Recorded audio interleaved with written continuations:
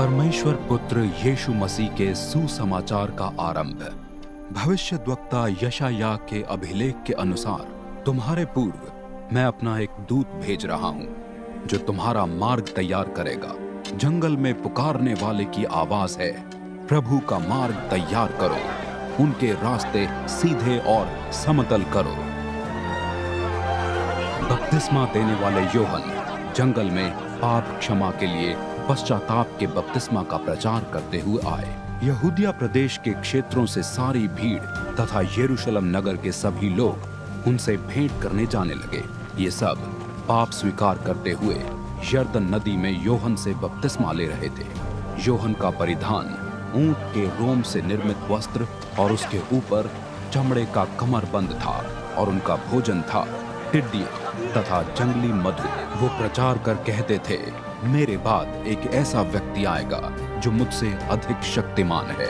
मैं तो इस योग्य भी नहीं हूँ कि उनके सामने झुककर उनकी जूतियों के बंध खोलूं। मैं बपतिस्मा जल में देता हूँ, वो तुम्हें पवित्र आत्मा में बपतिस्मा देंगे।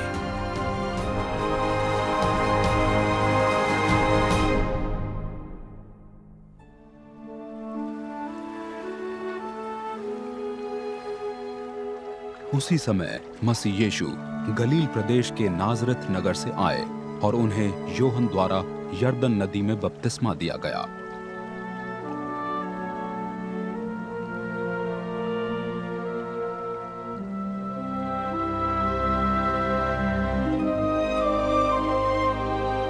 जब मसीह यीशु जल से बाहर आ रहे थे, उसी क्षण उन्होंने आकाश को खुलते तथा आत्मा को, जो कबूतर के समान था, अपने ऊपर उतरते हुए देखा, और स्वर्ग से निकला एक शब्द भी सुनाई दिया, तुम मेरे पुत्र हो, मेरे प्रिय, तुमसे मैं अति प्रसन्न हूं।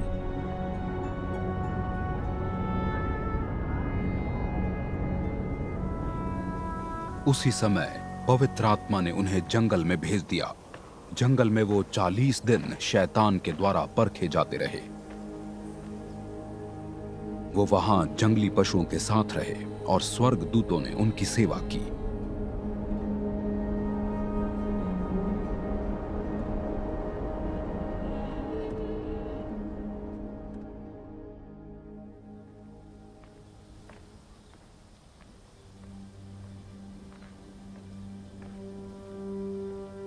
यूहन्ना के बंदी बना लिए जाने के बाद यीशु परमेश्वर के सुसमाचार का प्रचार करते हुए गलील प्रदेश आए।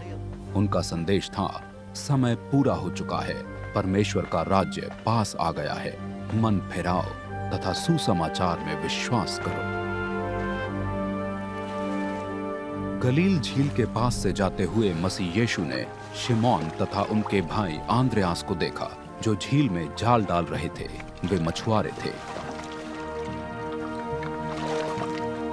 मसीह यीशु ने उनसे कहा, मेरे पीछे आओ, मैं तुम्हें मनुष्यों के मछुआरे बनाऊंगा।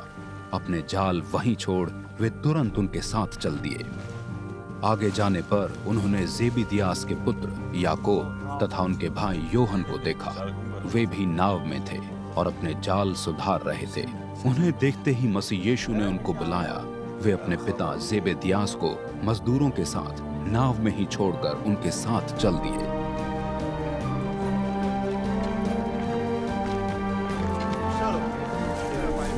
ये सब कफरनहूम नगर आए। शब्बात पर मसीह यीशु स्थानीय यहूदी सभागृह में जाकर शिक्षा देने लगे।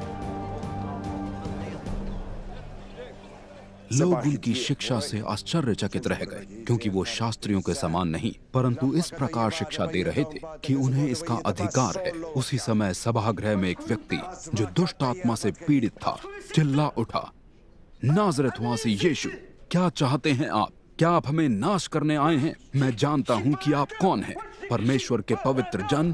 चुप! उसे फटकारते हुए मसीह यीशु ने कहा, बाहर निकल जा इसमें से।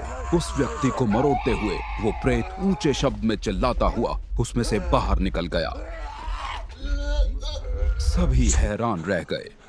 वे आपस में विचार करने लगे, ये सब क्या हो रहा है?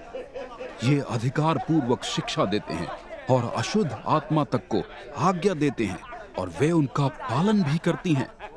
तेजी से उनकी ख्याति गलील प्रदेश के आसपास सब जगह फैल गई।